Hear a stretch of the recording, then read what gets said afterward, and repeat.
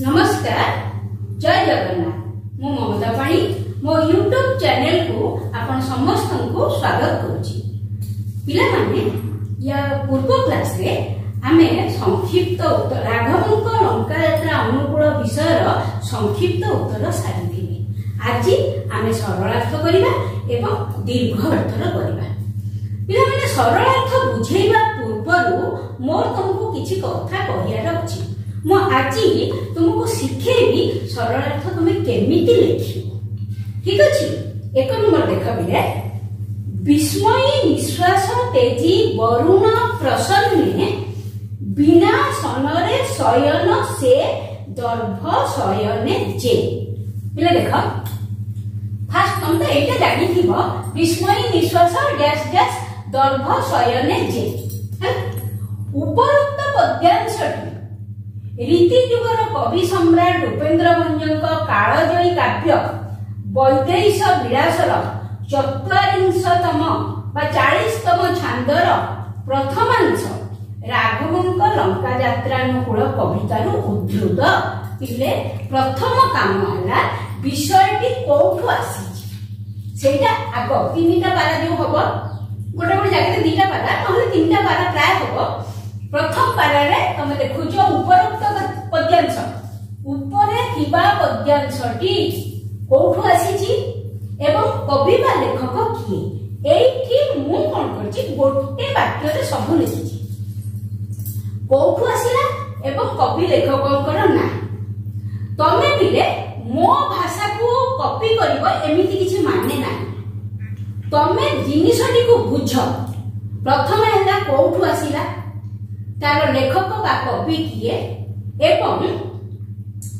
जो विषय रे तमे बुझेइबो सरलार्थ से विषय रे गोटे मात्र धाई एतिकी ही प्रथम पैराग्राफ रहिबो। द्वितीय पैराग्राफ रे कोन हबो से पदटा को तमे भलो भाबरे बुझेइबो। तेनु भाषा को मोटे नजर दियोनी कारण तुमर भाषा जहा तुमे सेथरे देखो किछि असुविधा नै। किंतु ए सब जो कष्टकर भाषा गुड़ाक घोषी देइथिबो सेठी परीक्षा रे मने पडु नथिबो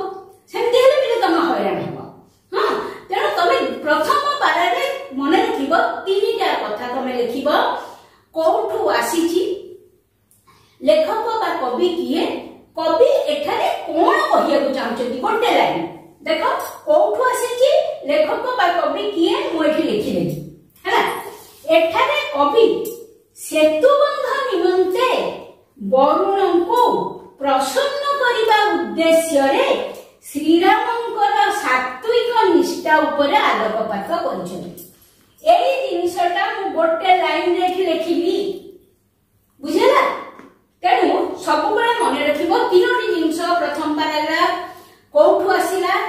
कवि बा लेखक किए एवं से कहा ऊपर आलोकपात करिया को चाहछथि कहा ऊपर कहिया को चाहछथि सेतिकी मात्र हैला। द्वितीय पैराग्राफ रे कोन लिखिबो एटा को पूरा बुझेइबो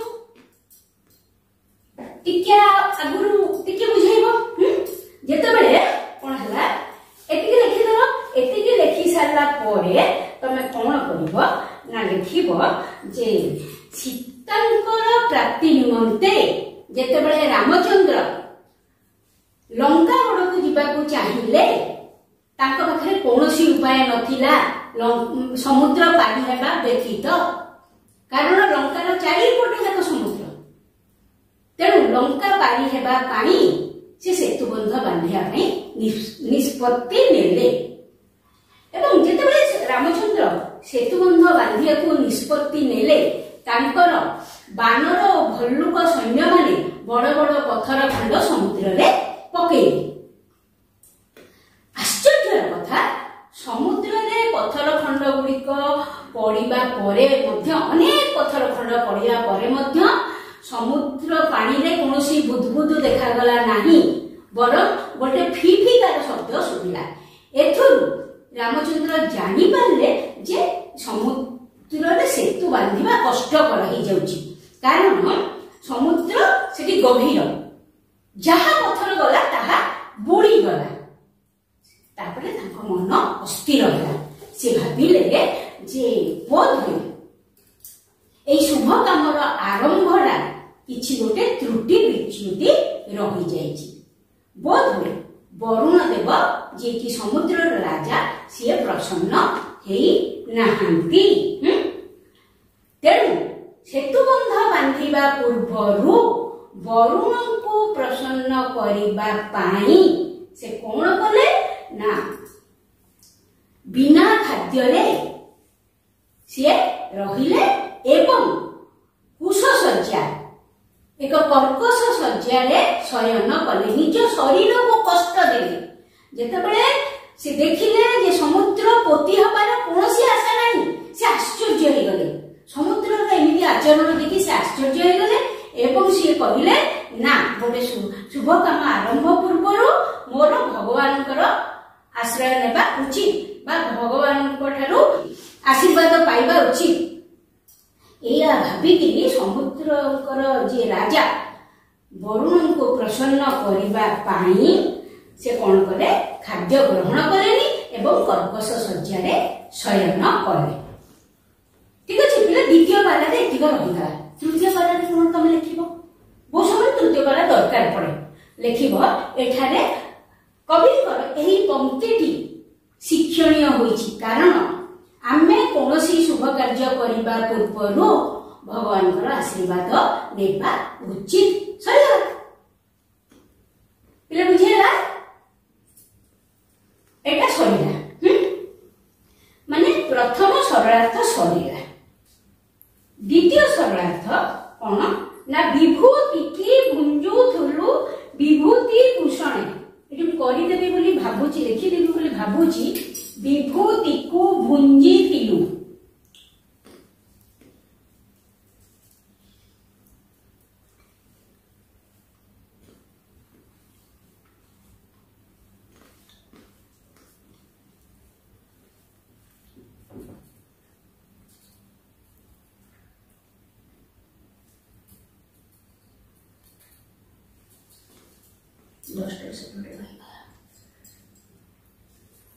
की कारण है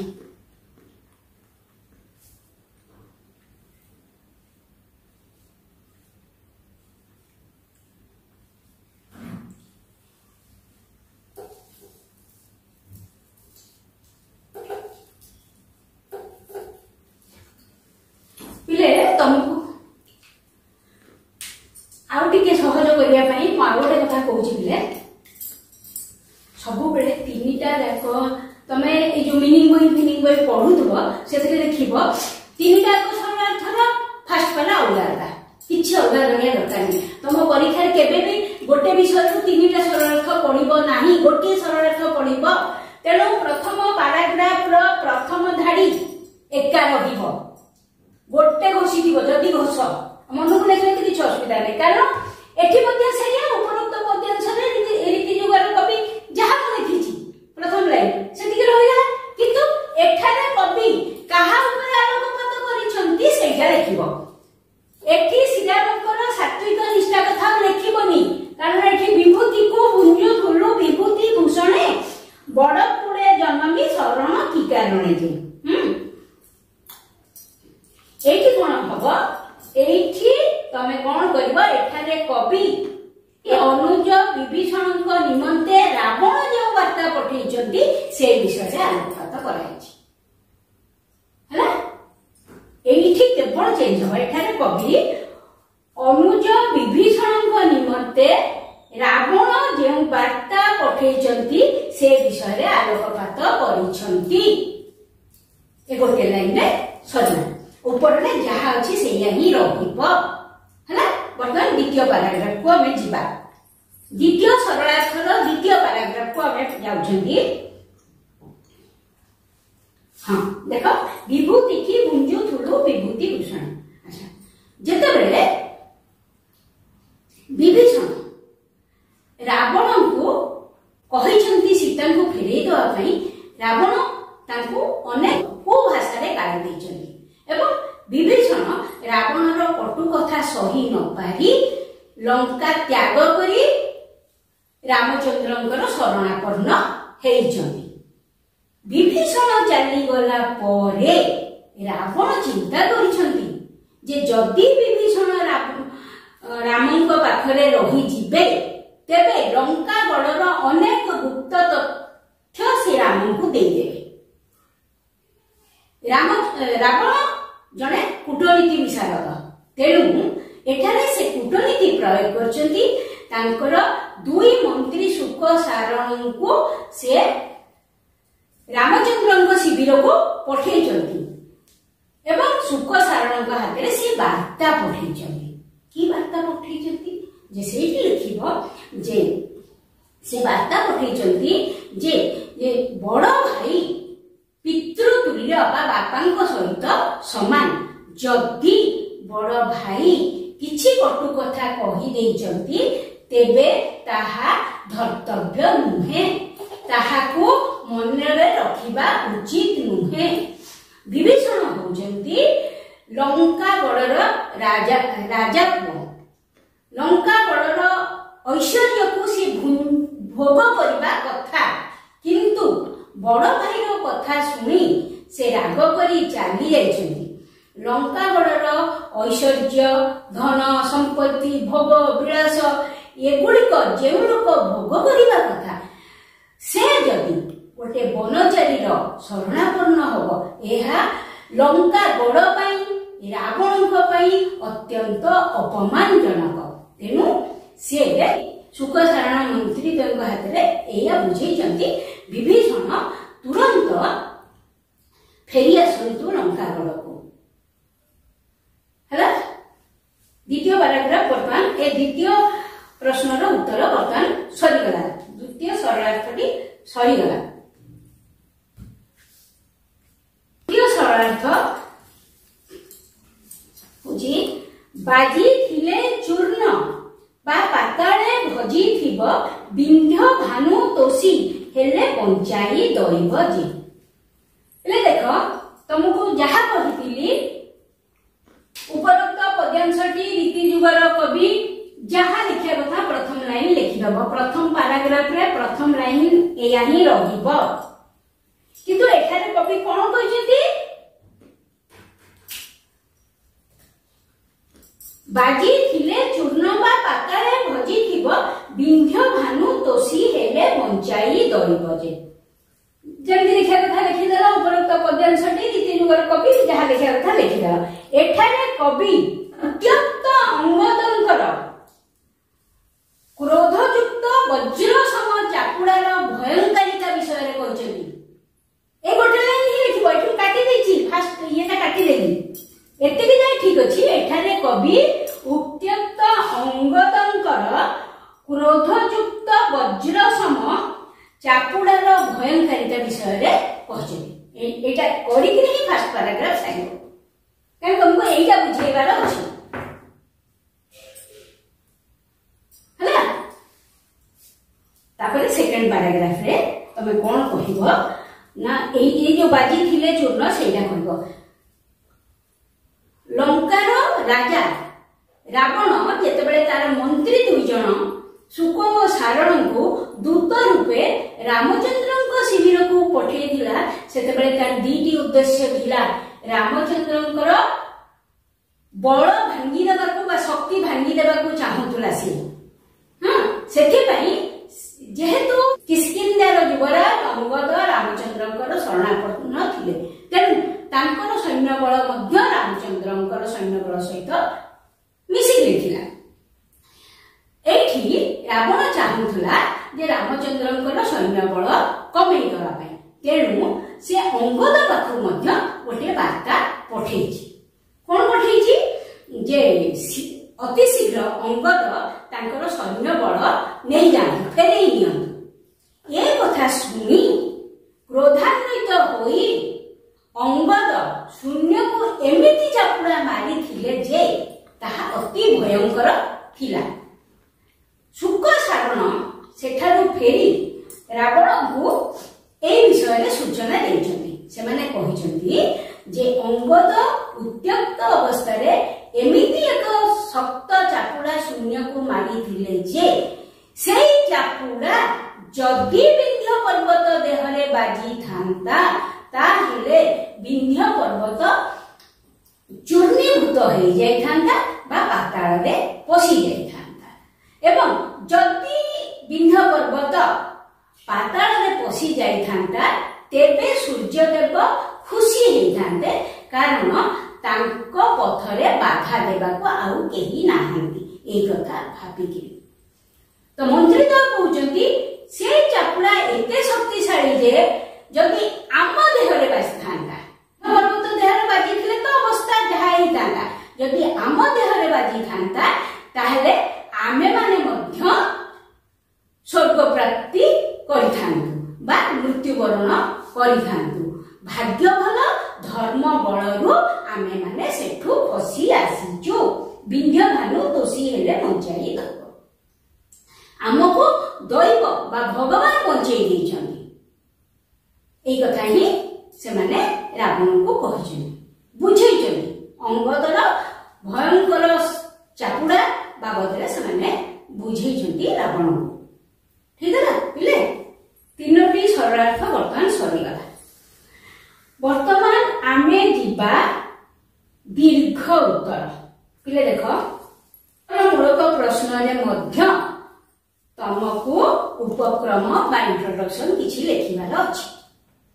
सेठी भी तुम सेया लेखिबो कारण गोटे इंट्रोडक्शन तमे माने रखिबो कारण गोटे विषय रु दीटा दीर्घ उत्तर आसीबो नाही क्वेश्चन हैला मु एठी गोटे लेखि देछि ता माने नु जे तमे एटा को ही लिखिबो तमे तम भाषा रे लिखिबो कोन लिखिबो उत्कल साहित्य रो रीति युग बा काव्य युग जो केते जण प्रज्ञा पुरुषंक लेखनी द्वारा मनोज्ञ तथा उपभोग्य होइछि सेमानक मध्य कवि सम्राट उपेन्द्र भंज अन्यतम यदि एते कष्ट कथा न लिखि परिबो ताहाले तमे आउरी सहज करी लिखि परिबो रीति युगर अनेक कविंक मध्यरु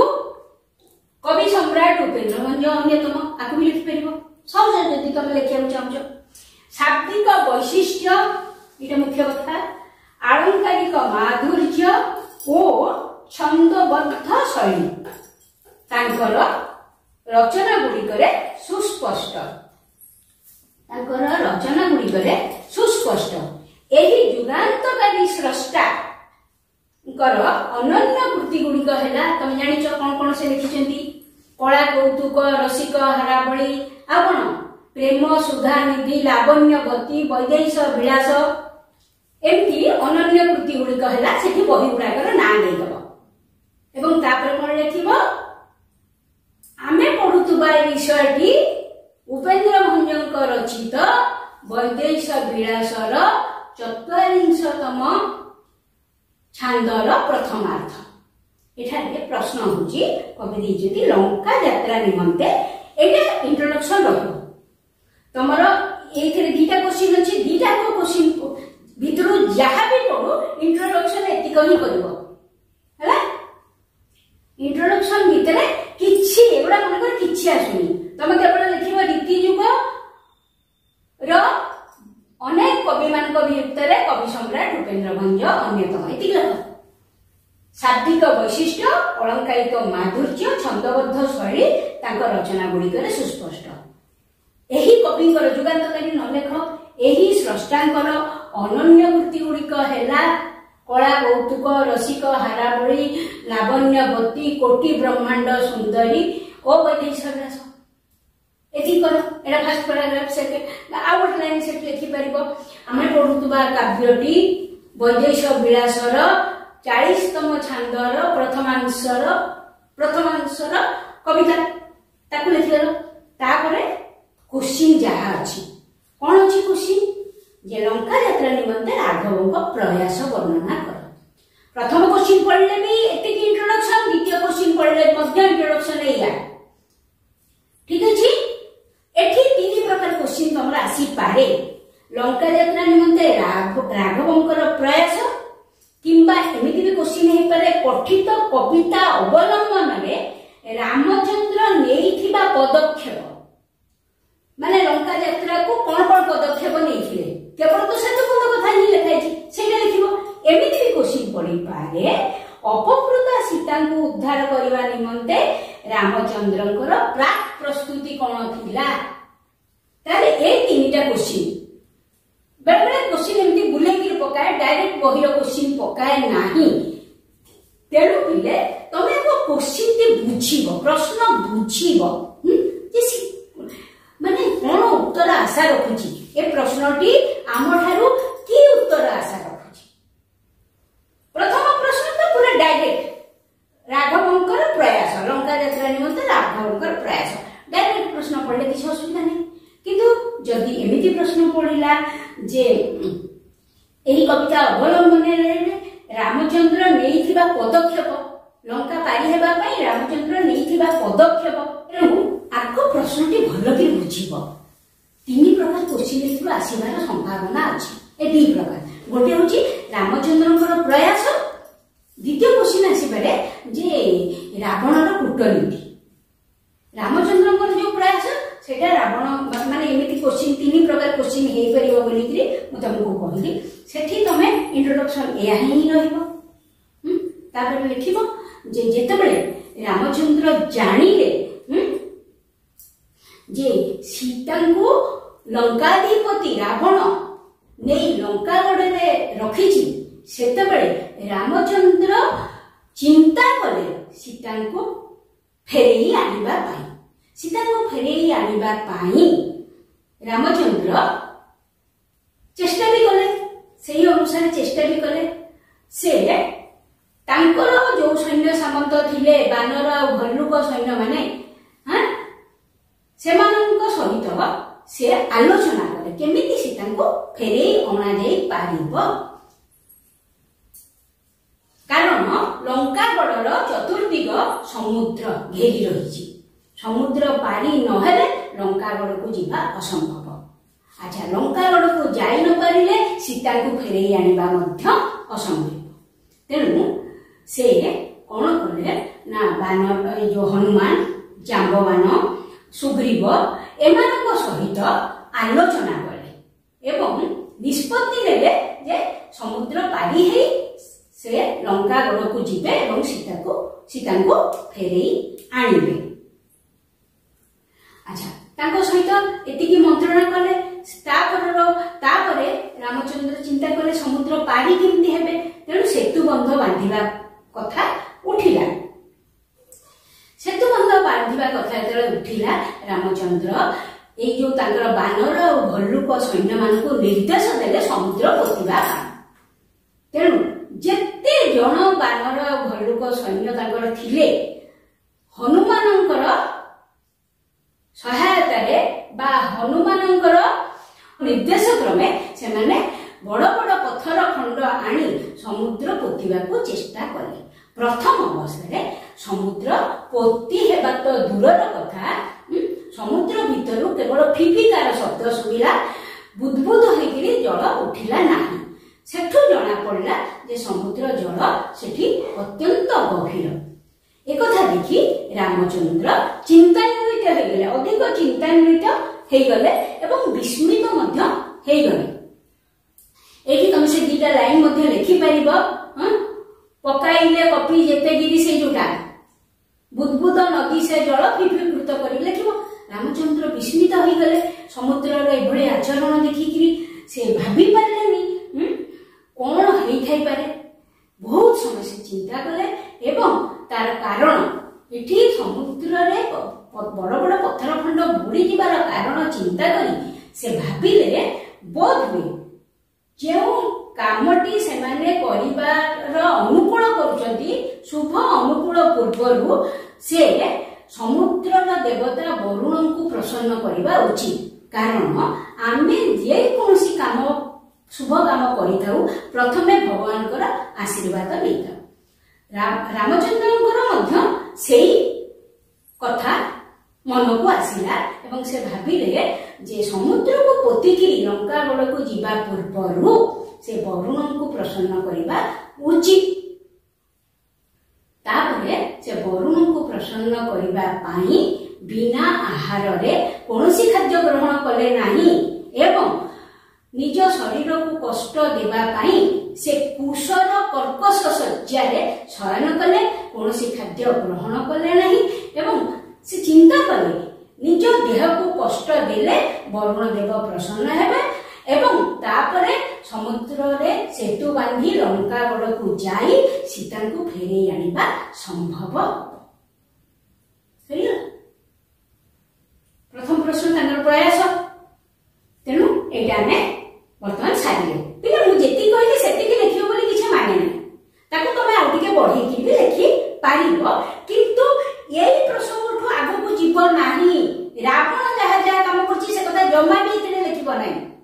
केवल सेतु बंध पर्यंत तमे जीव ताको टिके बढ़ई कि लेखिबार मत तो लागुची आठू अधिक बढ़ेले तुमको जो तुम गोटे वर्ड लिमिट थी एति शब्द भितर देख तुम बोधे क्रॉस कर तेणु जिनिस मोटामोटी तुम बुझीगल कौटू को पर्यंत लेखा बर्तमान तुम्हें निज भाषा लिखिले सबुठू भल नाई तो जदि कौटू घोषा घोषी कर किंतु सेथिरे कौन अच्छी रिस्क अच्छी भूली जाई पार है तापर प्रश्न लिखा